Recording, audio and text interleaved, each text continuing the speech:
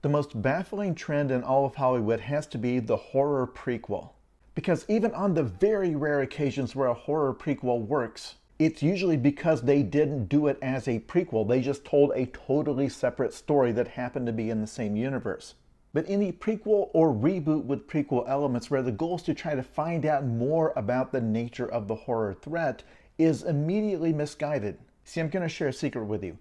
Every great horror premise is a little bit ridiculous. And I know what I'm talking about. This is the one subject that I could plausibly be called an expert on. But a psychiatrist who turns out to be a secret cannibal who eats his patients could either be a horror movie or a comedy sketch. A clown who lives in the sewer could either be a horror movie or a comedy sketch. When the first Purge movie came out, everybody made fun of the premise, talking about how silly it was. In the future, there's a holiday where for that day, crime is legal. How would that even work? It wouldn't. That's the point. That's what's scary about it.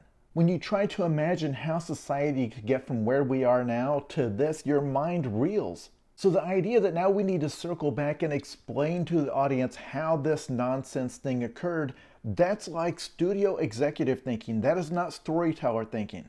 Telling me that you're going to show me Hannibal Lecter's childhood to show me logically step by step how he became the way he is, that's like if I went to a restaurant and had a steak, and then the next time I went there, they said, okay, instead of steak, what we're going to do today is show you the meat being butchered. The audience may say they want to know why Pennywise chooses to look like a clown or why he chooses to live in the sewer, but they're wrong. The moment you give them that, it breaks the spell. One of the biggest challenges in storytelling of any kind is knowing when to begin and end the story. And it is a pretty hard and fast rule that you want to begin by getting in as late as possible. And this is especially true with horror because the whole challenge is you're trying to reveal just enough. And this is why a lot of horror movie sequels tend to become comedies. They know that the premise and the characters don't hold up as horror with that much exposure, so they just start to get silly with it.